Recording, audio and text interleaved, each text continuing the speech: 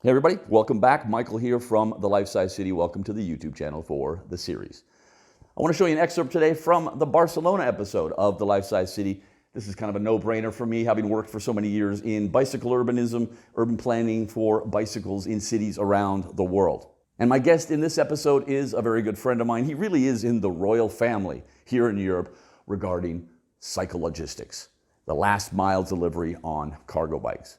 But him and I took a ride around Barcelona trying to define what is wrong in this city. A city with so much potential to be a massive cycling capital, some political will, money being spent on infrastructure, but they're just doing it all wrong. So my friend Jordi, as a proud Barcelonan, me as his guest, but also a guy who knows Barcelona very, very well, we decided to take a deep dive into the bicycle urbanism in Barcelona.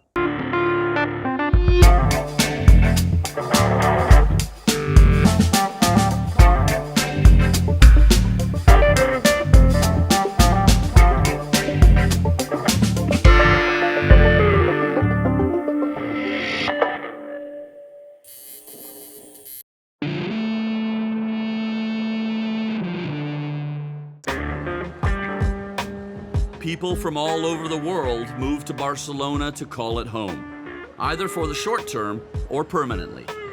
Regardless, the city's biggest challenge in the coming years is to find a way for all of these people, locals, migrants, and visitors, to cohabit peacefully, while being able to actually navigate the growing city.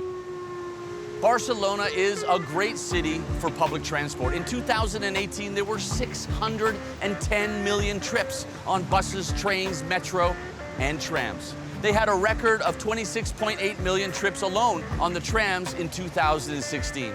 This is a city that understands the importance of public transport. That's what makes it so much more bizarre that the tram stops dead in its tracks right here. And you gotta go over here somewhere down this main boulevard, the primary spine between east and west in Barcelona. The tram network continues. There's this gap, it just simply doesn't touch in the heart of the city. It's a wealthy neighborhood, so maybe they don't want to step on the toes of the rich people and take away some car parking and whatnot in order to make their tram network more efficient. But if they did that, if they connected up these 3.6 kilometers, they would double their tram ridership. They would save 20 million euros a year on bus services. While I always welcome improvements in public transportation, Barcelona really has to up its game in one very important area that you're all probably aware of by now. And I hope you guessed cycling. But many activists have been working hard to change the state of bicycle mobility. Among them is my good friend Jordi. Jordi. Welcome. How you doing, man? Good to see you. Yeah. Welcome to the Busy Hub. Meet Jordi Galí Manuel, an architect who specializes in cycling infrastructure and logistics. With some like-minded colleagues, he's part of Busy Hub, a center where you can find different organizations that promote cycling, like Jordi's urban cycle logistics company, Vanapedal, or the Barcelona chapter of Cycling Without Age. There's also, of course, a good old-fashioned bike shop.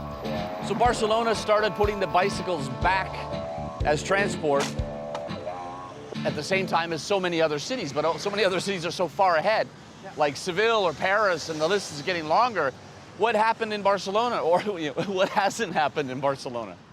Yeah, Barcelona started in 1990s, more or less, and then I think Barcelona is now still testing and inventing new solutions, and it's not time to do that.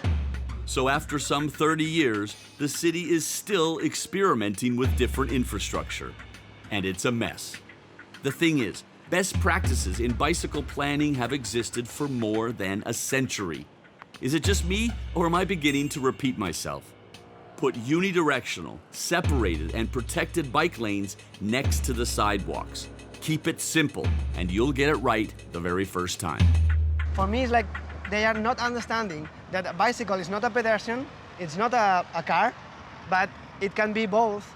Depends on the moment. Yeah. So it's a different way of moving around the city that has their own needs and needs a proper infrastructure and design.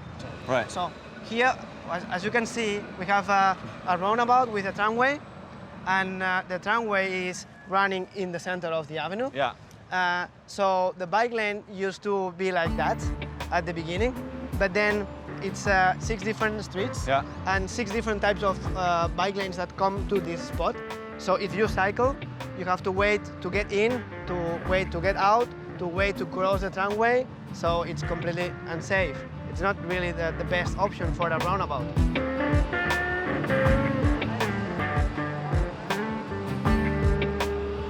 So here we are on a center running lane where the bikes are in the middle of the street. Why is this bad, Jordi? Because this is not safe. The feeling of safety, it's awful because we have a lot of 2 car lanes on each side, and they go fast, and it's complicated to get in from the facade. So if you want to cycle, you have to go to the corner and then wait for the traffic light, get in the middle, and then again for when you want to go out. And also, for me, it's a pity because the life of the city happens in the sidewalks, on the facades, next to the facades of the street. It's like breaking this life of the city. There's no stopping here, not even to run a simple errand. You're locked into this bike lane in between all of these fast-moving cars. It makes no sense. The sad part of all of this? Effort was actually made to improve bike lanes. Wasted effort, but effort nonetheless, I suppose. But what about cars? The problem is the people that comes from outside the city and gets every day in the city center to work or to go to schools. And it's like 600,000 cars coming inside the city every day. And also, you know, in Barcelona we have a lot of tourism, so the public transportation is overcrowded. Also, we have one of the worst air pollution in Europe. In general, it's really bad. We began our quest on a bidirectional bike lane. Then we rode in the street with the cars. We crossed dangerous and very confusing intersections. We were thrown in between 2 car lanes and eventually ended up on a pedestrian promenade. Cycling in Barcelona is a video game. This city has everything it needs to become one of the top cycling cities in the world. The climate is ideal, the terrain is flat, the city is compact. The municipality just needs to get its act together and make it easy, practical, and safe to bike around. Where does Barcelona need to go from here? I think the first step will be to think in a strategic way, build the network from zero, and then prioritizing the bicycle mode of transportation. My dream is to see this city as the capital of walking and cycling. We have all the conditions to be a cycling city, and we need to be a cycling city. Air pollution and climate change are urgent issues to tackle, and if we continue to depend on motor vehicles to get around, well, we know how that story ends, and it doesn't end well.